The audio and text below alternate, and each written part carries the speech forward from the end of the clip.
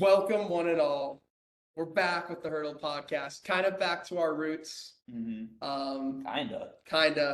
We're both back in Langford this year where we started this podcast, and I think that kind of set the stage for wanting to get back going in. We kind of did over the summer. Both of us worked full time, so it was kind of just a hassle to get recordings in. We had great ideas, and maybe we'll sprinkle those in here and there. But we're back. I'm not wearing the right attire, but this is our Montana State football preview. This is what we started this channel with, so we're going to start it again here this year. Tonight's first night of college football, so that also got us kind of going about getting right back into football stuff. So we're kind of going to preview the Cats for their upcoming season, talk about some of our losses, some of the guys coming back, and then kind of just give our predictions for Gold Rush, which this year's against Utah Tech. So yeah, we're going to kind of just get into it. So do you want to start schedule or? Yeah, let's do schedule first. Let's start with schedule. So Cats, the Big Sky is always the toughest conference, I think, in the FCS outside of whatever conference the Dakotas are in the Valley. Yeah. Like they're the two that run it. The Big Sky is always up for grabs. I feel like last year's it's been Montana State and Sacramento State, and we'll finally get that matchup this year. Who knows? Maybe a Hurdle podcast will be at that. Traveling to that game. Traveling. Yeah. Traveling. But so like I mentioned, open the season with Utah Tech at home for Gold Rush. Gold Rush is always electric, and we always get a bum team, so we win by 50. I don't see that changing. Yeah, it's always sold out. That's the biggest game of the year. But it's always the biggest game of the year. So that's always super fun. And then last year, our big out of conference team was Oregon State, and that was a tough game. Drawing any of the major five. Yeah, we can't. We can still call it the Pac-12 for what it is now. Yeah, it is the Pac-12. The Pac-4 after next year. But this year, we get an FCS opponent that is up to caliber. A team we lost to in the playoffs, the South Dakota State Jackrabbits. That'll be a great game. Reigning champs. I forgot they win it. Yeah. That they won it. They killed North Dakota State in that championship game too. So, and they're returning 3 of the 4 major pieces back on offense. So it's definitely other than the big tight end. Yeah, other than the big tight end who got drafted by Green Bay in the 3rd round. Yeah. So he'll be playing. He's going to start for Green Bay, I think is the assumption. It's going to be between him and the kid from Oregon State. Actually. Yeah, Luke Musgrove. Yeah, Luke Musgrove. Yep. So one of those two will be starting. So that's kind of cool. I think we got to see because it's Kraft, right? Yeah, Tucker Kraft. We got to see him 2 years ago when they were here for the playoff game. And he's disgusting. Yeah, and he's massive compared to everyone. He was kind of just unstoppable. I'm happy we won the game that we were at, obviously. And such a smooth route runner too. And they would just for that big. Yeah. God. And they had Old Duke 2 years ago. They had we were literally just talking about Gronowski. Thank you. Last year when they won the title. And he's back. That's huge to have your quarterback back. Yeah, and they would just target him every 3rd down possession. It'd be him or the Janke brothers who are returning. So those are the 3 of the 4 big pieces. So when we preview the SDSU game, they've already won their first game of the year in dominating fashion. So it's gonna be an incredibly competitive game for our 2nd game of the year. Yeah, exactly. And that's kind of what you want. They have a new regime, new head coach at the helm, but a lot of returning pieces. So they're always a tough matchup. They always will be, at least while we're here. So we're going to treat it as such. That might just be our game of the year. Who knows in week 2. Week 3 gets lighter. We play Stetson. Never heard of her. Another one of those classic that we get out of conference, never heard of them kind of schools. It should be a thrashing. It should be similar to Gold Rush. So that's exciting. And then we open up a Big Sky play with a tough road test against Weber, who also won today. In dominating fashion. I think they were playing Central Washington. Yep. Yeah, Central Washington. 25, 21, something like that. Yeah, around that. That game I might be at, but we'll see. I will not. But coming off of the 2 Weber games that we had last year, one just so close, the playoff game, which was so close, and then of course the 4 safety game. Weber had a lot of missed opportunities against us, and they're always close matchups with them. They're a really well-run program down there in Utah, They know how to scheme for us. They always do. It's They always always close. do. It's not like our system's changing year to year. We're not recycling a ton of new offensive plays.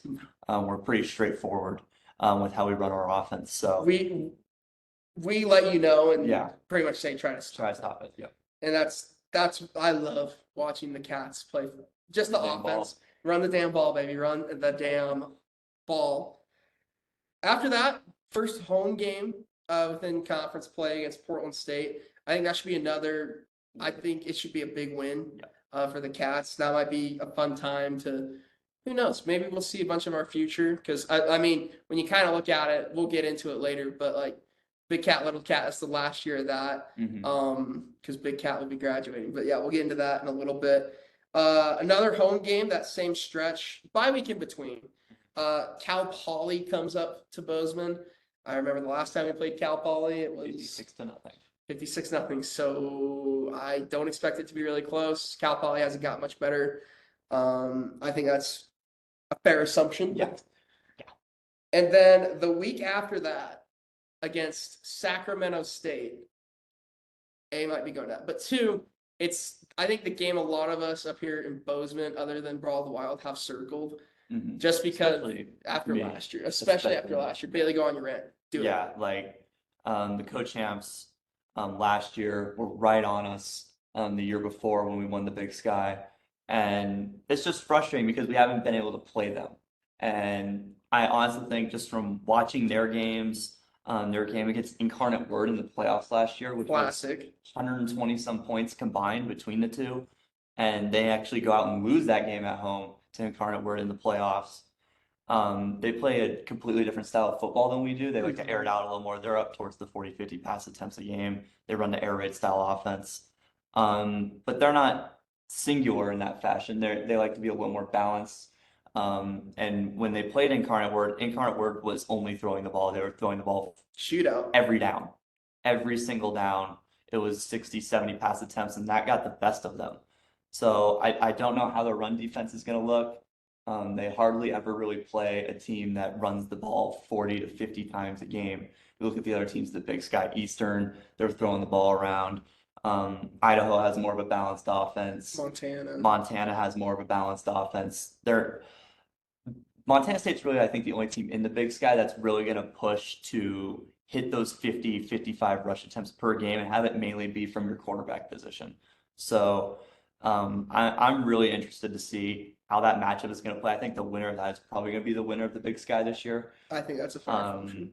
But yeah, just for them to not see us the last 2 years and have the ability to talk around kind of the allure of what our program is right now, I think it's somewhat disrespectful just because we haven't been able to play them. And if I'm being honest, they had a cupcake schedule last year. Yeah, they had the easy schedule on the Big Sky. Yeah, like they didn't play us. Yep. I don't believe they played Idaho. They didn't play Weber. And they didn't play Weber. Oh yeah, Idaho wasn't as good, but they didn't play Weber. Yeah, they didn't play Weber. And they played Montana, and it went to overtime. Yeah, they won by 3 to Montana, who was a 5-loss team last year. That we beat by over. And we beat them by 40. Damn 40. Grizz fans, I hope you're watching. Yeah. But yeah, so I just think they already have a win on their schedule as well. But I think that's going to be the real test of how our season looks. I mean, it could also be one of those games where it's like Montana State always has those 1 or 2 games a year where it's like a 3-point game a half. Like it's Northern Arizona last year. Northern Arizona last year, absolutely, where it's like, what the hell are we doing? And they always have 1 or 2 plays where they kick in a year. I just really hope it's not that game. Yeah, I hope it's more like this next game. When we travel to Idaho, I think Idaho will be a good team this year. I think they'll be much improved. I think they could also contend for the Big Sky title. I think they're a dark horse for it. I think they're probably the 3rd best team in the conference right now. It's They're just consistently they're consistently improving because like I know when we were freshmen they were terrible. Yeah. Last year they were a decent team. Above average Big Sky team. Above average for the Big Sky for sure. And they just keep going on the ascend and they keep bringing in talent. So I think they'll be a good team to watch. After that, we get Northern Arizona at home.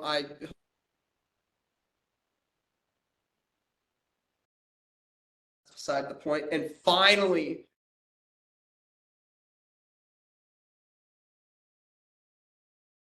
Eastern Washington finally. Here. Thank God. They've been in Cheney the last 2 years Yeah. playing on that god-awful red turf that really is hard to watch a game on. Kind of is. And we get them up here in November when it's going to be cold. Yeah. It's going to be real cold. Mm-hmm. So that's exciting. And then, of course, we end it with the 122nd playing of the best rivalry in the FCS, the Brawl of the Wild. Mm-hmm. This year will be in Missoula. Well, I'll try to get tickets to it. We'll see. I don't know, but Yeah. it's definitely gonna be tough. It's the hot ticket in the state. The state shuts down for this game, and frankly, I think it's gonna give shades of last year.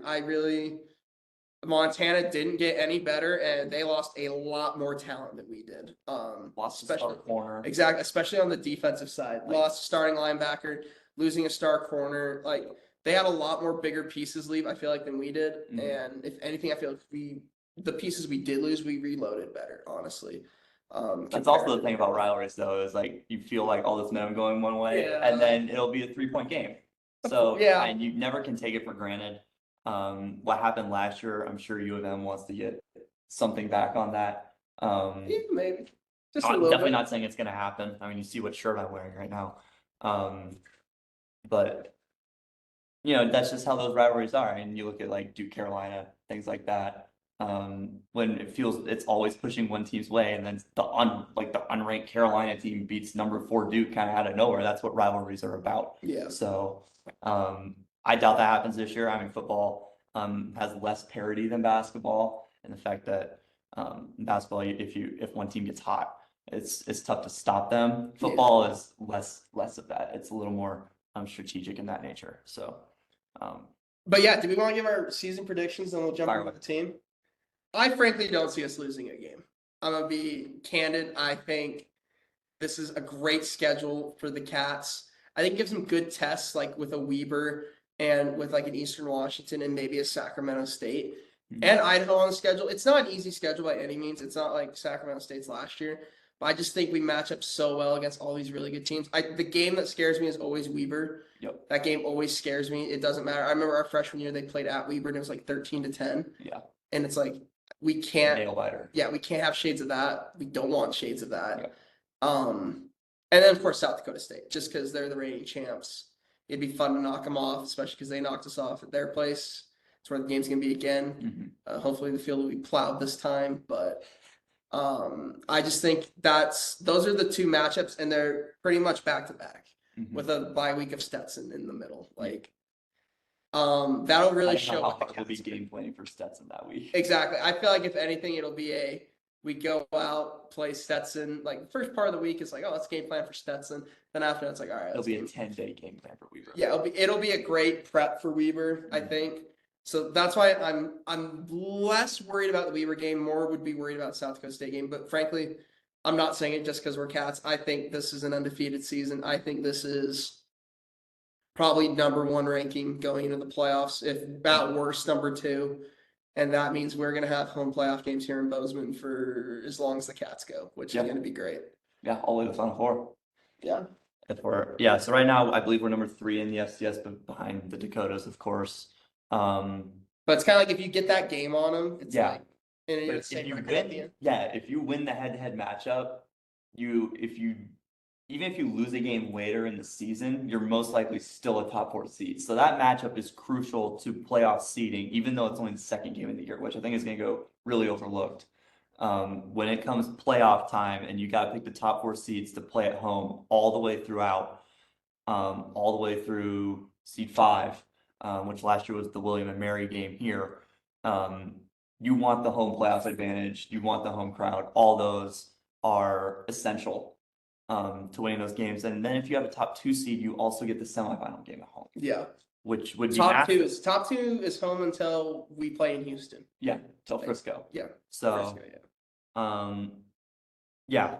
So the South Dakota State game cannot be undermined in its importance. Yeah. Especially when we get to seeding. Last year's seeding I thought was abysmal. I'm gonna be straightforward. We were a top 2 team last year, in my opinion. And that was only behind South Dakota State. Yeah. So you saw what South Dakota State did to North Dakota State. You saw what South Dakota State did to us last year. We got dismantled, I thought, pretty hard. in that game. It was not fun to watch. So I'm very interested to see how this year's game goes. Like you said, new coach, FCS Coach of the Year last year, 26-year run there. Retires on a ring, so good for him. And they lose the tight end, which I think is essential In for that their offense, that offense runs through the tight end. So I think it's going to be in an incredibly close game. That's the only loss I see on our schedule. I think there's 3 potential losses between South Dakota State, Weber, of course, especially since we're on the road there. Yeah. And Weber blew many chances to beat us in both games last year. They frankly probably should have beat us both times. Both times. They make less mistakes, they probably win that game. Yeah. So there's that. And just the comeback Weber had in the FCS playoff game. And we were up 21-24 at one point. 24. And so yeah, they're determined. They're going to continue to push. And when you get them in Utah, yeah, and they're hungry. They want revenge for last year. And then I will put a hint of respect on Sacramento State's name just for the record over the last 2 years. I mean, to have 3 losses in the regular season. Yeah. 11-2, 12-1. Now, granted, their playoff success has been absolutely abysmal. Oh, terrible. And they lost their head coach this year.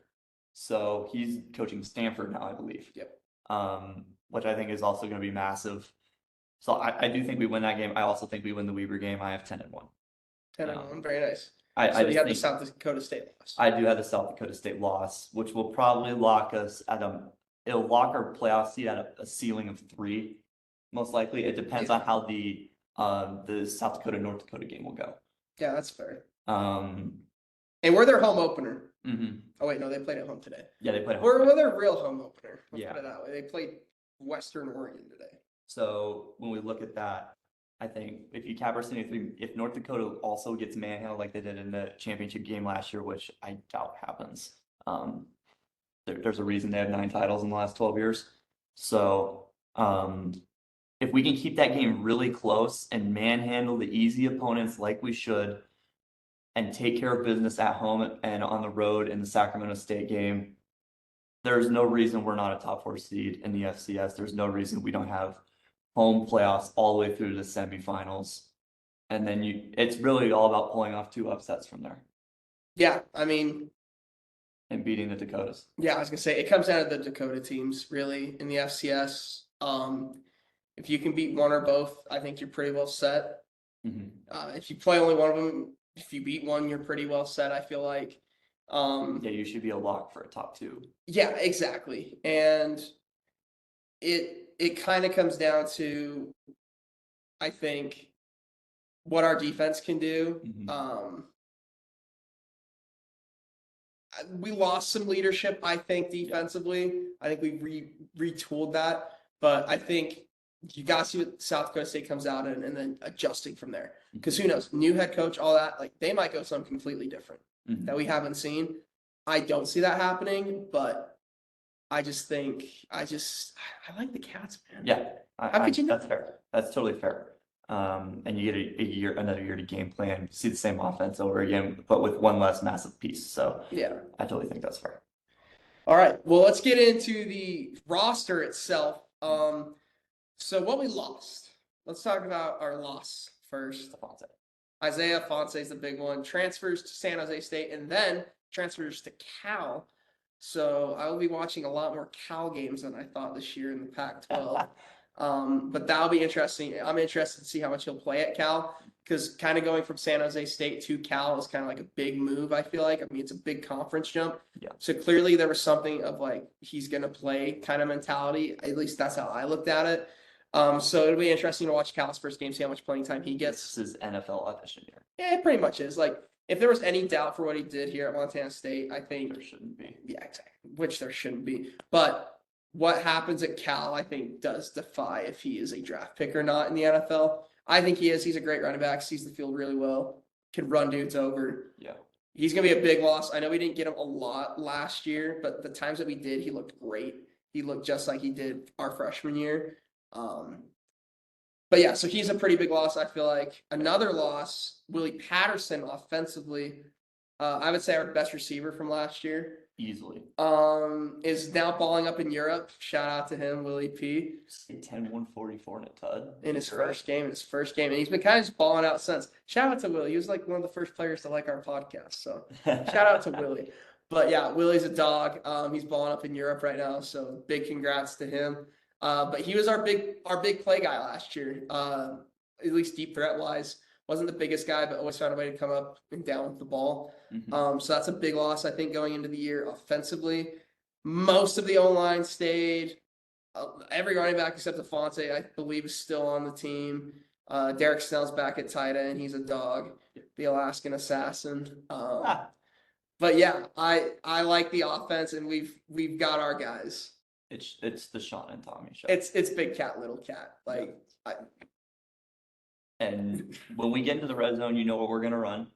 We're gonna go heavy package, and it's gonna be Sean. Yep. And we're gonna run QB power. Yep. And say stop it. Yep, pretty much. And you won't. Like, that's literally the simple formula of our red zone offense. We have two plays. We have a fade and we have the QB power. Yep. And that's all we need. I mean, there's a reason Sean had almost 20. Did he have over 20 rushing touchdowns I think last so. year? Was he second in the FCS, or did Yeah. he lead the FCS? I think he led the FCS in rushing touchdowns And he's a quarterback. as a quarterback. And Tommy's also taking rushing touchdowns. Exactly. That's what's insane is like, I remember last year, the first game they put Sean in, I'm Yeah. like, oh, this guy's like going to just be slinging this thing, right? Yeah. First pass he throws, I'm like, oh God, this is going to be another long year of no throwing quarterbacks. And I mean, I'm not saying he proved me wrong, but like, no one could stop the two-headed attack of him and Tommy in the backfield. And like you said, we're running in the red zone. And everything outside of that is just, I feel like, variations of what is coming. Yeah. Rather, it's, Letting the play flip to the left. Yeah, it's literally, it feels like the same offense flipped different sides with the occasional, all right, let's just send a dude deep and throw it. And a couple, and a couple crossers maybe. Like, yeah. The offense Give isn't them some. complex, but I love the Efficient. offense because it's stop it. Yeah. And no one has been. Mhm. Like even in that South Dakota State game that we lost, like the offense was still okay. Granted, the conditions didn't, whatever. The conditions weren't great to run the running offense, but like, I mean, we were putting points up, just not obviously enough to keep pace. But yeah, I love our offense. Our offense is so fun. I do think with our limits throwing the ball, our offense has a ceiling to some degree. That's fair. Not to just be negative Nancy along this whole podcast, No, but do it. and you look at the better teams in the Dakotas, North Dakota State is clearly run heavy. They've had that fullback the last couple of years, and they've just been pounding down dudes' throats, basically. But South Dakota State is a much more balanced offense. Very much so. And they're actually a little more pass heavy in an FCS that is far from. And you look at us, North Dakota State, William and Mary didn't really pass the ball that much when we played them, and they needed to because they were down 50. This teams like that, they're not the only real teams that really toss it like that were Sam Houston the first year, our freshman year, and Incarnate Word last year, because they set like almost every FCS record. And I always feel like Eastern does too. And Eastern does the rock a lot too. But the balance of an offense is so important. I mean, you look at even in the NFL with Mahomes and those guys, they still have to run the ball 20 times a game to set up the play action for him, to get the crossers, to have the secondary come down and get Kelsey into open spaces. We need a deep threat, maybe a more intermediate passing game to make sure that they just can't have safeties in the box all game. And that is essential to the running offense. If you're facing 9 in the box, as great as our O-line is, as great as our heavy packages are, as great as our running backs are, and Tommy and Sean under center, you still have to have the threat of something that pushes the corners back, pushes the secondary back, so they can't just be in run fits all game long. Yeah, exactly. And I think that's the most interesting part of our offense this year is there's not a lot of returning guys at receiver. Yeah. And I mean, I get it. We don't throw the ball a lot, but finding that replacement for the Lance McCutcheon and Willie Patterson transition is going to be interesting. A couple guys returning, but like didn't do much last year. Yeah. When I looked at the roster, we have a bunch of big receivers. Yes. They're 6'1", 6'2", 6'3", a couple smaller guys in there like Taco Dowler, who's a dog. Johnson. Yeah, Johnson is very good. it's interesting it's going to be interesting to see which one of them is, I guess, the focal point. Because again, a bunch of new guys or a couple guys that just don't have a ton of experience. I mean, Taco was a freshman last year, and what's his name again? Just Johnson, Marquise Johnson. Pretty much was a running back. Yeah. Like, just was. He did play. He won Big Sky Player of the Week 1 week against Cal Poly because he scored 4 touchdowns as a running back. And then after that, he kept playing running back. Yeah. So it's like, it'll be interesting to see his transition back to receiver because that's what he was to start the year. Mhm. But I don't know. I like the offense. I think the offense is interesting. I think it's fun. Yeah, I still like it. It's my favorite brand of football to watch. Run the damn ball Mhm. and tell teams try to stop me. Like, it's as simple as that. I also thought the usage of the tight end to be upticked a hair because those plays worked a lot. Every time he slips out. Every time he comes across the formation, they worked when they hit those flats, and it was 10 and 15 yards. Now you can't just spam that play over and over. There was a couple of times where we ran that play 2-3 times in a row, and then we'd run that formation again, and he'd come across, and then we'd run the ball, and it would work. But I really do like that play that we run to both sides with the tight end usage, and I think him incorporated a red zone a little more could give our offense a little more variety. Yeah, absolutely. Well, enough with the offense. We love offense, but defense wins championships, they say. And boy, oh boy, do we always produce a pretty stellar defense. A couple guys that we don't have returning. Campbell at corner. UDFA. UDFA to Seattle. Yeah, UDFA to Seattle. Tyler Timothy Cotta. Ada. Yeah, same deal. UDFA cut, but now on the practice squad. Yep. So those are two big pieces. And then Callahan O'Reilly. Yeah. Big loss there, middle linebacker. But his Leader. brother, Him too. the It's okay. other O'Reilly brother, will be kind of taking over that role, I feel like.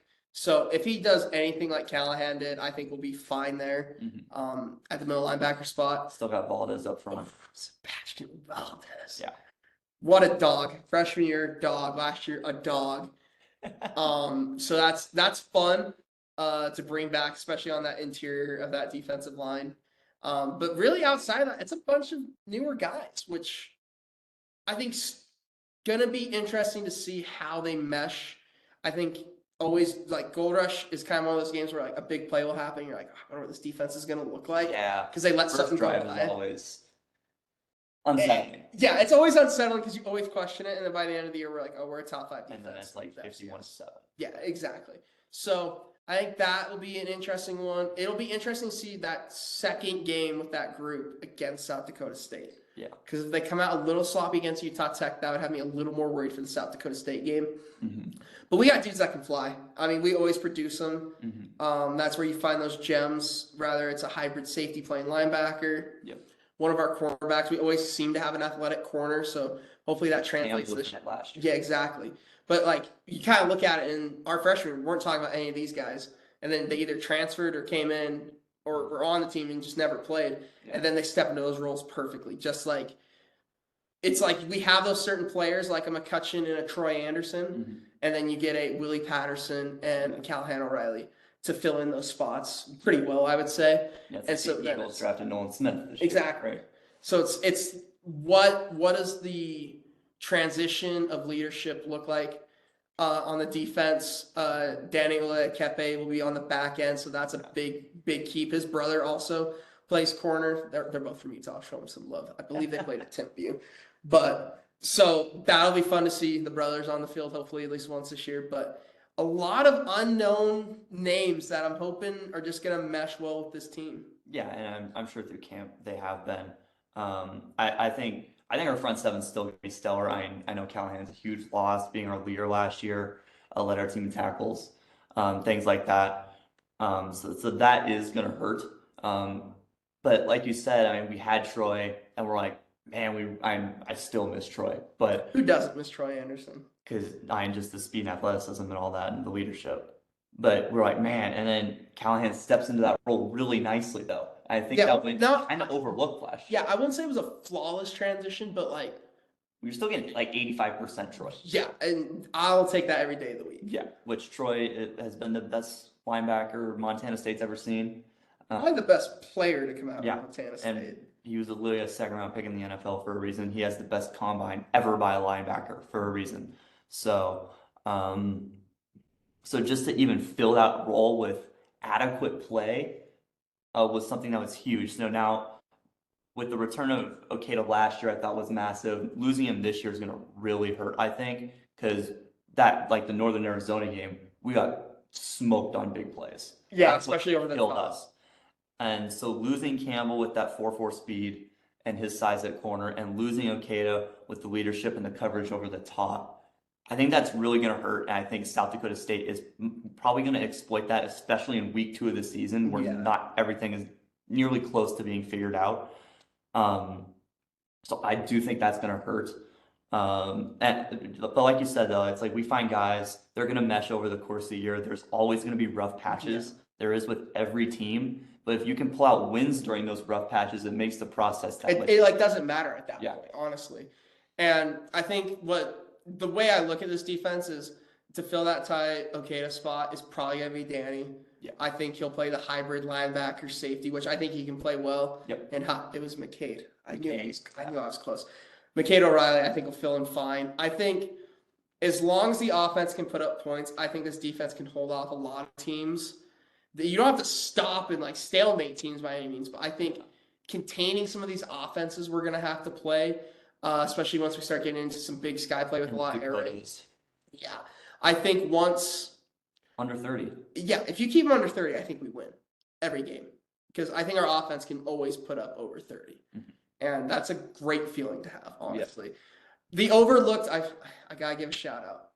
Our boy Blake, kicker Blake. Yeah, Gleason.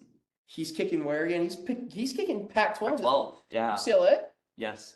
He's kicking out there in UCLA. 2 cats going to the Pac-12 or what's ever left of it. That's pretty high up. So it's gonna hurt for us. I mean, it always does. But kicking could be a big factor. I don't know who we have kicking this year, but he'll be our favorite kicker. I can tell you that. 'Cause we love Blake. We love Blake. That's how it is with kickers. That he's either your favorite kicker or your least favorite kicker. Yeah, tell me about it. Greg Zerline, Jesus Christ. Daniel Carlson. Ooh. Now he's like the second best kicker in the league. So it is what it is. It is what it is. But you love and hate kickers and special teams, so we'll see how that goes this year. We usually produce pretty good special teams And outside the Marcus Johnson's our kick and punt return again this year. I think he had two touchdowns in the Weaver game. He had a kick and a punt return touchdown. So like just those spark plays, I really like him as a player. Really like him. Very and versatile. I really hope we use him as a gadget guy this year. As like a Tyreek Hill-esque type player where we just have him swinging across formations just constantly and just getting speed and motion before the play even starts. You look at the Dolphins, they're doing that all the time with Waddle and Hill. Not to say we're the Dolphins by any means, but they're moving fast players across formations, so they're running 80% before the ball is snapped. So that way, really just go. So that way you attack corners to your spot, and they're beating them every time. That's why Hill almost had 2,000 yards last year, and Waddle almost had 1,500 yards last year as a duo in the NFL. If you can get speed and motion like we have with Johnson, that allows him to attack the spots that he wants and get there before the defense can, which is going to make it so much easier on Tommy and Sean to find him.